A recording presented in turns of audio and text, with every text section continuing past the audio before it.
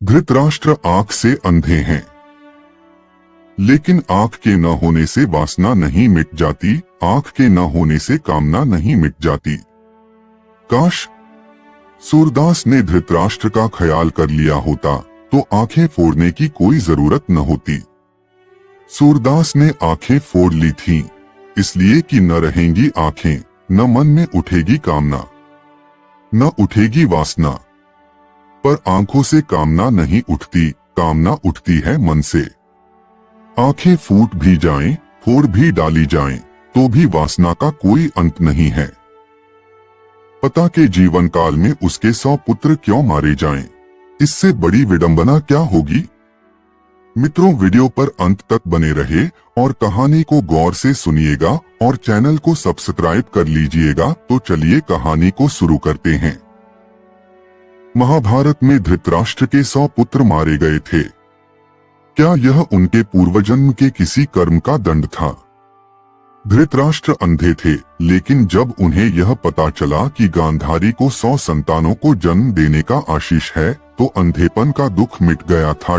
धृतराष्ट्र के 100 पुत्र और एक पुत्री हुई। कुरुक्षेत्र में उनके 100 पुत्र मारे गए थे। एक पिता के लिए इससे बड़ी विडंबना होगी कि उसे 100 पुत्रों का शोक मनाना पड़े। श्री कृष्ण ने गीता का जो संदेश दिया था, उसे अर्जुन के अतिरिक्त संजय और धृतराष्ट्र ने भी सुना था। उसमें भगवान ने कहा था कि सब कुछ पूर्व निर्धारित है, सबको उनके पूर्व के कर्मों का दंड भोगना होगा। धृतराष्ट्र के वह बात स्मरण थी। दुर्योधन और दुःशासन मुख्य रूप से पांडवों और द्रौपदी के दोषी थे।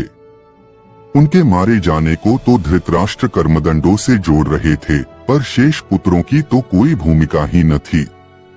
वे क्यों मारे गए? यह प्रश्न धृतराष्ट्र को कचोटता था। महाभारत युद्ध समाप्त होने पर धृतराष्ट्र ने श्री कृष्ण से पूछा, मैं अंधा पैदा हुआ, मेरे 100 पुत्र मारे गए। भगवान, मैंने ऐसा कौन सा पाप किया है जिसका यह दंड मिल रहा है? आपने अर्जुन से कहा था कि जो हो रहा है वह कर्मों का दंड है। मेरे अंधे होने और 100 पुत्रों के मारे जाने के पीछे क्या कारण है? कृपया यह मुझे बताएं। अपने पुत्रों को खोने की पीड़ा से उबरने में यह काम आएगा। श्री कृष्ण ने कहा, महाराज धृतराष्ट्र, आपने उचित ही सुना था।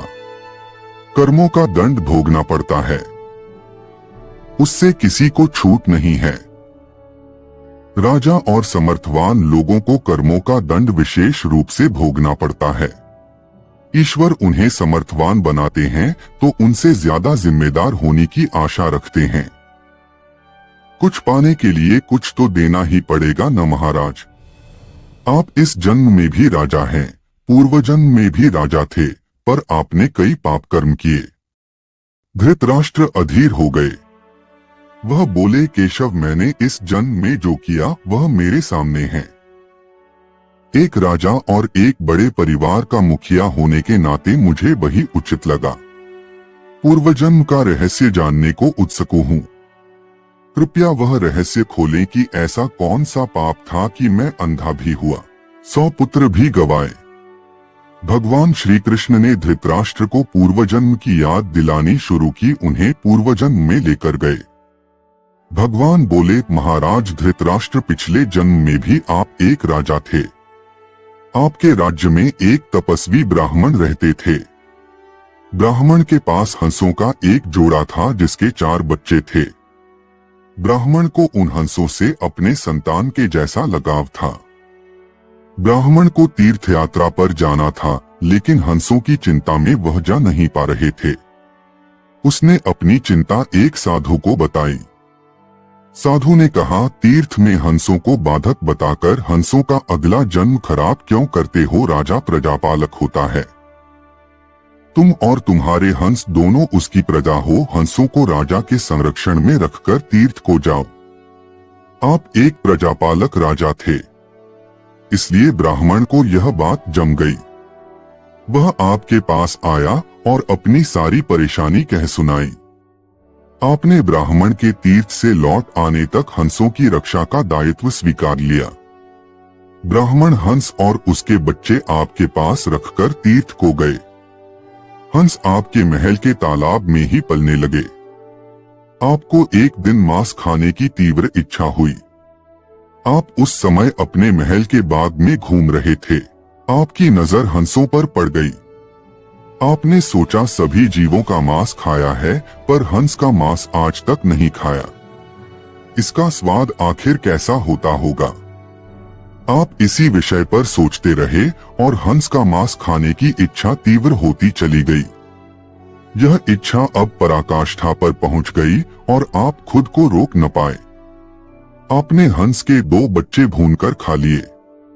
उसका स्वाद आपकी जिह्वा को लग गया। हंस के एक एक कर 100 बच्चे हुए। आप सबको खाते चले गए। अंततः हंस का जोड़ा संतानहीन होकर दुख में मर गया। कई साल बाद वह ब्राह्मण तीर्थ यात्रा से लौटा और आपके पास आया। उसने आपसे अपने हंसों के बारे में पूछा।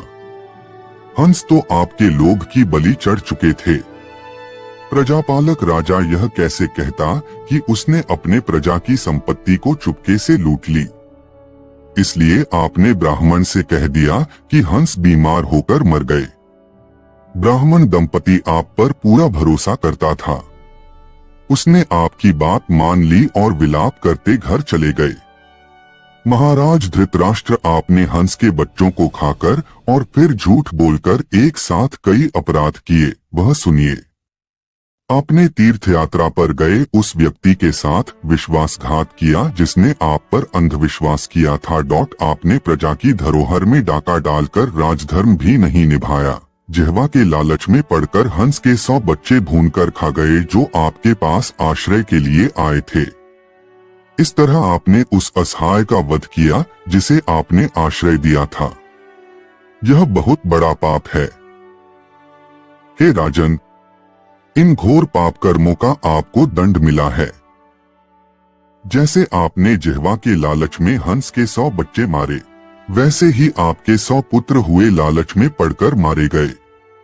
उन सबकी जिह्वा भी आवश्यकता से अधिक उदंड थी। जिसने आप पर आंख मूंदकर भरोसा किया, उस तीर्थयात्री से आपने झूठ बोला और राजधर्म का पालन नहीं किया। कोई आंख मूंदकर विश्वास करे तो उसका विश्वास कभी नहीं तोड़ना चाहिए। इसी विश्वासघात के कारण आप अंधे और राजकाज में विफल व्यक्ति हो गए। श्री कृष्ण ने कहा, सबसे बड़ा छल होता है विश्वासघात। आप उसी पाप का फल भोग रहे हैं।